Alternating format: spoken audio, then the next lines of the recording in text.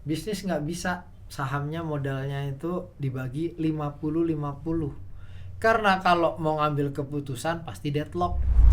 Repotnya apa? Gimana? Walaupun cuma 1% saham, tapi kalau mau perubahan akta, RUPS tetap butuh orang itu.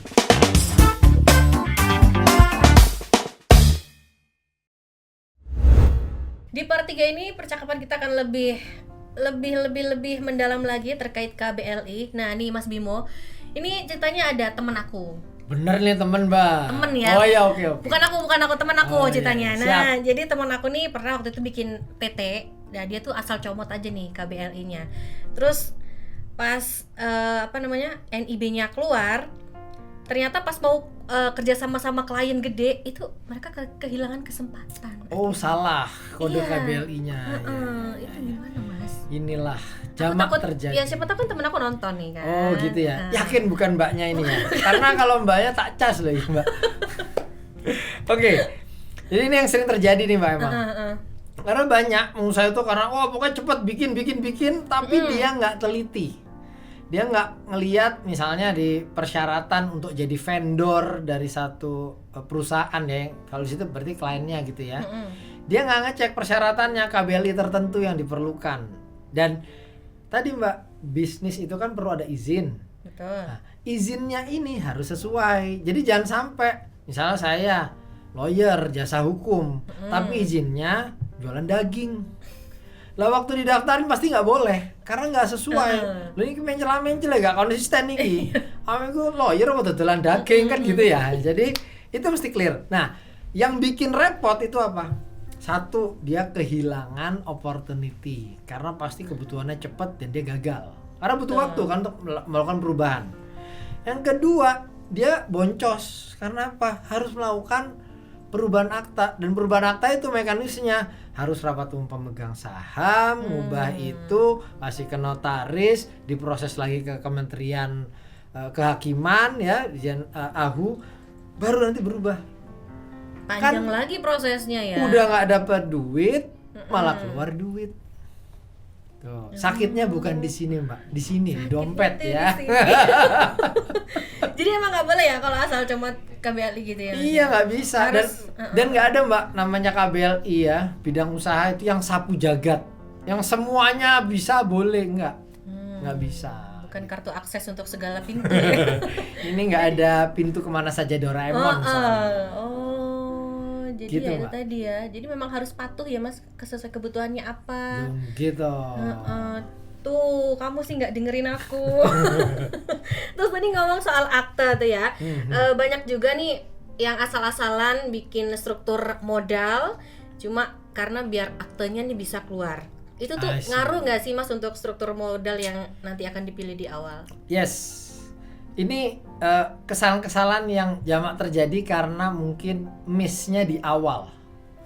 Jadi saya pernah punya temen nih, dua orang sahabat bikin bisnis bareng, bisnis kopi. Itu yang dari awal terus mereka dari resign gitu ya, terus gabung bikin, terus tiba-tiba melonjak kemitraannya tuh sampai 100 lebih di berbagai kota. Pas lagi jaya-jayanya tiba-tiba ribut,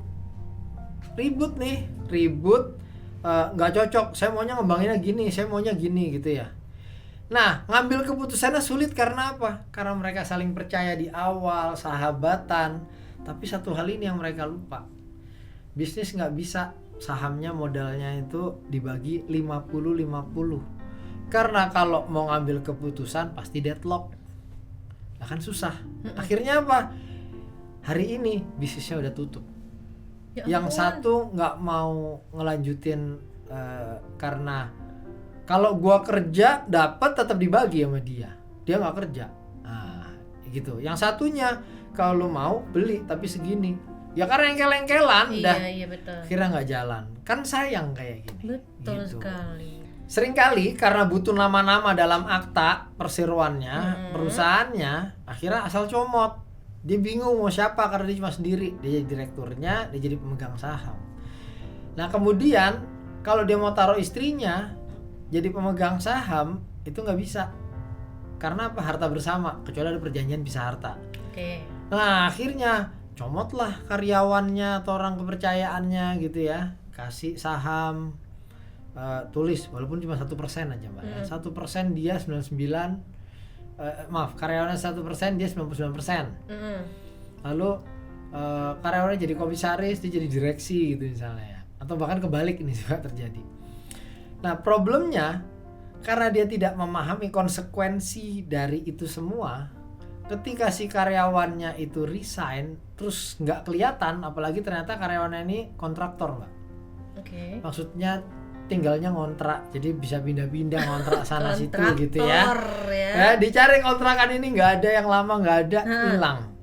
Repotnya apa? Gimana? Walaupun cuma 1% saham, tapi kalau mau perubahan akta, RUPS tetap butuh orang itu. Bener. Aduh. Gitu loh. Kan repot jadinya. Dan akhirnya sebenarnya kalau RUPS itu kan bisa simple, yang sirkuler ya, yang tanpa rapat, dan bisa saat itu juga pemegang saham.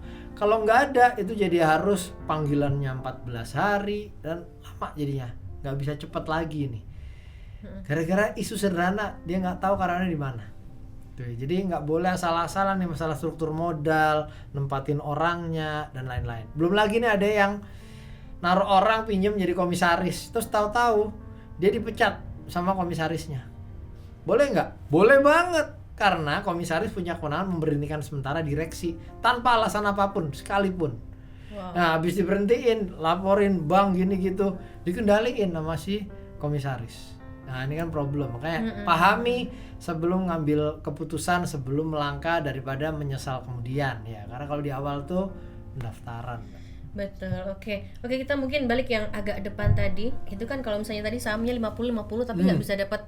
Nah itu tipsnya supaya nanti pembagian adil ketika mungkin bisnisnya udah deh kita udahin aja, atau mungkin masih ketika jalan, cara pembagian yang adilnya seperti apa gitu. Ini menarik.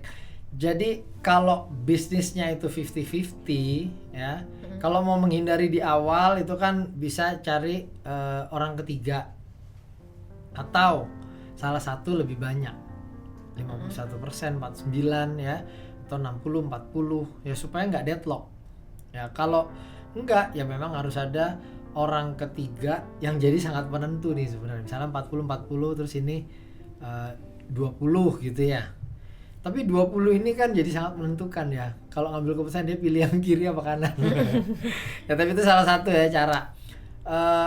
Terus kalau udah berjalan 50-50 deadlock, ngambil keputusan mesti gimana?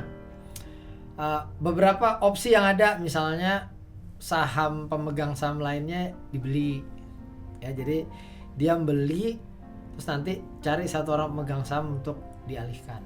Atau cari investor atau partner bisnis baru untuk menggantikan, itu bisa.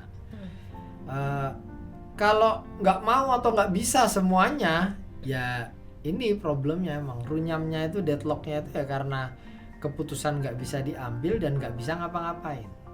Kan makanya jadinya kan ditinggal gitu aja atau ditutup perusahaannya waktu itu. Oke. Ini sekarang kalau misalnya gimana sih perusahaan baru itu biar nggak salah pilih KBLI-nya tuh Mas? Jadi penentuan izin usaha, penentuan KBLI itu harus berdasarkan dua hal yang paling gampang. Satu, proses bisnisnya ya, bagaimana dia bekerjanya ya, di mana. Kemudian model bisnisnya, gimana cara dia menghasilkan revenue atau dapat uang.